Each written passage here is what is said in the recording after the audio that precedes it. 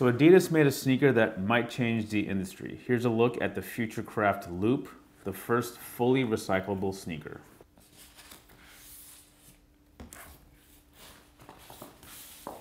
What's going on, guys? You're tuned into Sneaker News on YouTube, and today we're taking a closer look at the Adidas Futurecraft Loop. This was newly unveiled on April the 17th at a special invite-only media event in Brooklyn, New York.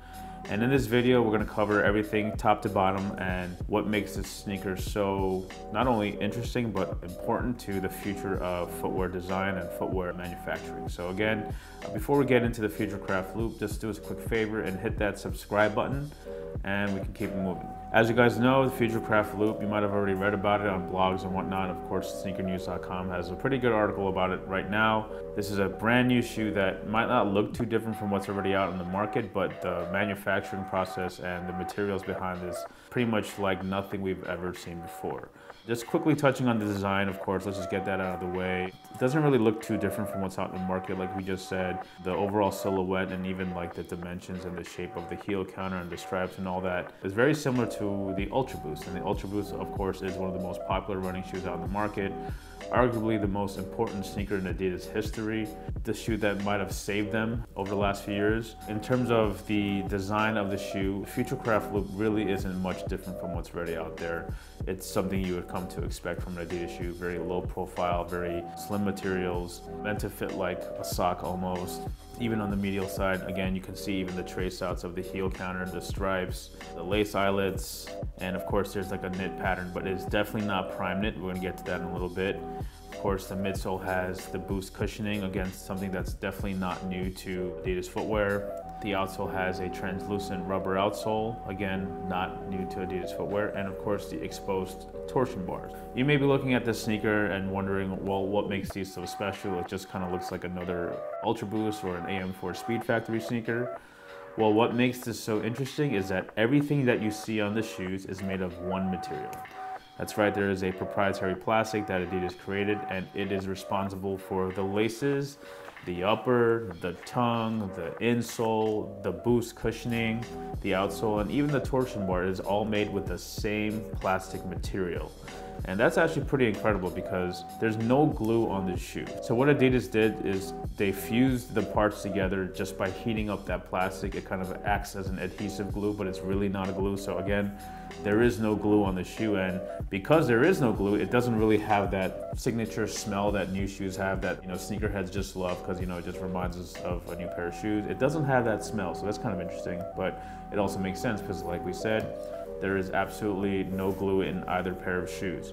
This sort of continues what Adidas has been trying to do over the last few years with Parley for the Oceans. As you guys know, starting in 2015, Adidas started releasing shoes with recycled plastics that were made to yarns and were implemented into the actual construction and manufacturing of the shoe. But the Parley knit threads were just sort of embedded on prime knit uppers and things of that nature. It wasn't exactly like a fully recycled shoe.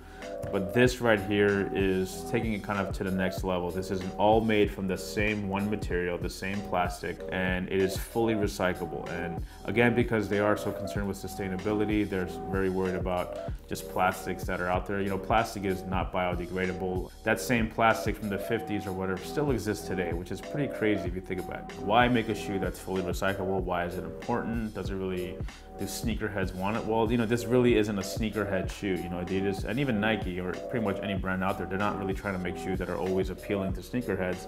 You know, they want to create innovative things that are going to change the future of their industry.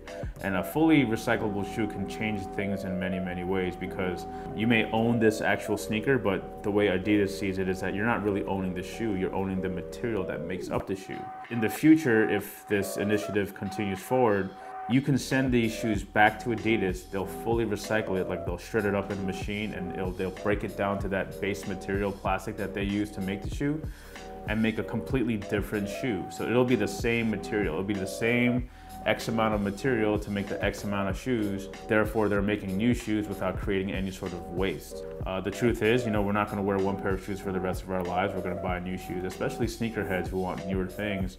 There might be the opportunity where, let's say you're done with this shoe, or let's say you beat them up and they're really worn in, they get dirty or whatever, you can send them back and Adidas will send you a brand new pair of shoes, recycled from the same material. And that's just our theory of how this whole thing is going to work out, because Futurecraft Loop really isn't the name of the shoe. The Futurecraft Loop is the name of the process. It's an idea of creating one shoe with one material.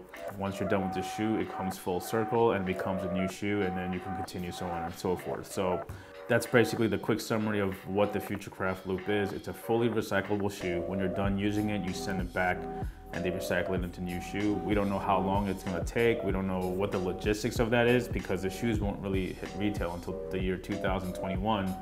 So there's a full year and a half, almost 2 years, until this actually hits the market. It's pretty interesting to see how Adidas will set up the logistics of that. Because the truth is, like, not everyone will be able to have these, because the cost of these are likely very, very high. And again, like, the word logistics is very important, because, okay, where do you return it to? Which facility do they recycle the shoes in? Where is it made? So what Adidas did is they invited 200 people, influencers, media, whatever, to an event in Brooklyn, and they gave us one of the 200 pairs.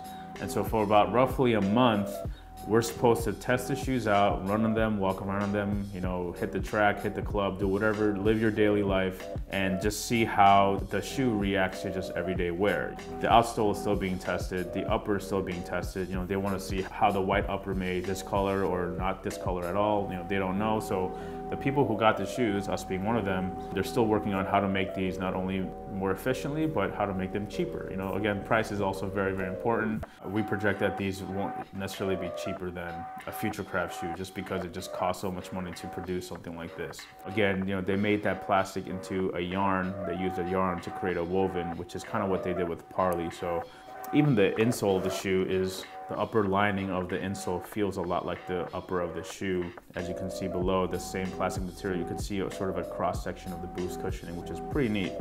As you can even look inside, there's like no glue. Even the stitching, we assume, is made from the same yarns. Pretty incredible that they made the entire shoe from plastic and it's all recyclable. During the presentation, they showed video of the shoes actually being shredded back into little pieces, and they're gonna use that to make new shoes in the future. So again, that's really dope. So, that's pretty much it. This Futurecraft Loop, very, very innovative product that is not only stylish, but also thoughtful of the environment. It's really important. Carbon footprint is something that all companies need to be more responsible about, and the fact that this is one shoe that could become many, many shoes in the future is pretty interesting. But of course, it all depends on a few things. The logistics, how will they set it up? Will the public even be follow up on it? What's the price gonna be? That's all to be determined, but this is your basic first look at the Futurecraft Loop. And if you guys have any questions, just hit us in the comments below. Do us a quick favor, hit that subscribe button and give us a thumbs up if you like the video, and we'll catch you on the next one.